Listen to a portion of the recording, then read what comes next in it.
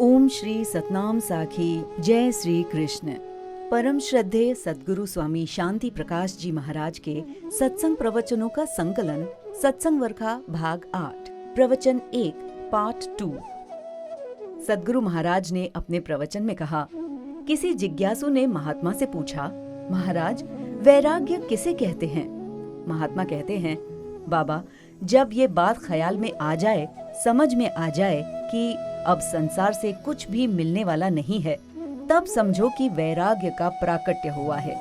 जैसे दो मित्र हैं, दोनों की एक दूसरे के प्रति कुछ उम्मीद हो, कुछ अपेक्षा हो, परंतु बहुत कोशिश करने के बावजूद उनकी उम्मीद यानी अपेक्षा या कामना पूरी ना हो पाए, फिर दोनों की मित्रता कितने दिन कायम रहेगी?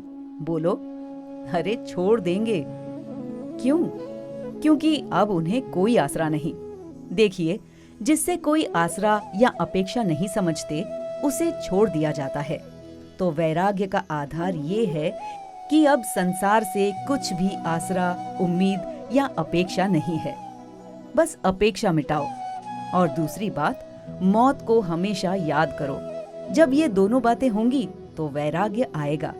तभी तो कहा है ना, तुलसी गुरु प्रसाद से ऐसी बूझ पड़ी, नहीं भरोसा शरीर का, आगे मौत खड़ी। गोस्वामी तुलसीदास जी कहते हैं कि गुरुदेव की कृपा से मुझे ये बात समझ में आ गई है कि जीवन का कोई भरोसा नहीं है। मेरे आगे मौत नाच रही है। जिसे मौत ही दृष्टिगोचर होगी और जो संसार से पूर्णतः अपेक्षा रहित हो जाएगा, वही भगवान की ओर चल सकता है।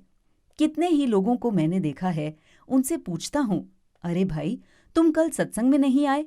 बोलते हैं, साईं जिस समय इधर आ रहा था तो बच्चा पैरों से चिपक गया। अब बताइए, तुम बच्चे से जान नहीं छुड़ा सकते तो भला मौत से कैसे छूट पाओगे? अच्छा, तो परसों भी नहीं आए थे सत्संग में, क्यों? तो कहते हैं, महाराज आ तो रहा था, परंतु घरवाली यानी श्रीमती जी रो बैठी कि मुझे छोड़कर मत जाओ। अब कैसे जंजाल से पीछा छुड़वाऊं? गुरु महाराज कहते हैं, अरे बाबा चौथे दिन नहीं आए? तो कहते हैं, महाराज एक ग्राहक आ गया था, उसी में उलझ गया। अच्छा, पांचवें दिन नहीं आए? तो कहते हैं, साईं क्या करूं, थकावट थी, थोड़ा लेटा तो नींद आ गई, इसलिए सत्संग में नहीं पहुंच पाया।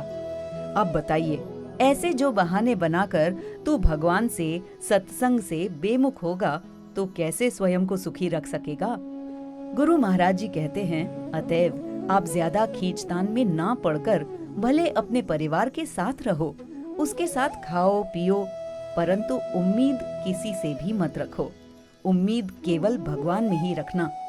तो कहते हैं, क्या करें? दम दम राम, जय श्री कृष्ण, सतनाम। देखो भाई, कुछ लोग वे हैं जो प्यार से सुधरते हैं और दूसरे सुधरते हैं मार खाकर। बताओ, दोनों में कौन सा अच्छा है? प्रेमी कहते हैं, साईं प्यार वाला। स्वामी जी कहते हैं, पक्का? फिर आप प्यार से सुधरेंगे या फिर मार से? प्रेमी कहते हैं, साईं प्यार से। प्यार से सुधरना क्या है?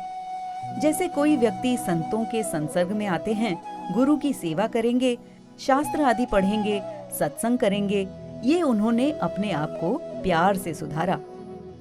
दूसरे जो संतों के सत्संग से दूर रहते हैं, जब कोई विपत्ति आएगी फिर कहेंगे, हे राम हमारी रक्षा करो, तो ये हुआ मार खाकर सुधरना। जिस समय यम के जूते लगें फिर कहेंगे राम राम, ये मार खाकर सुधरने वाले के लक्षण हैं। अतएव आपको एक सुंदर सलाह देता हूँ कि आप प्यार से बोलिए, राम, जय श्री कृष्ण, सतनाम। बोलिए सतगुरुदेव भगवान की जय।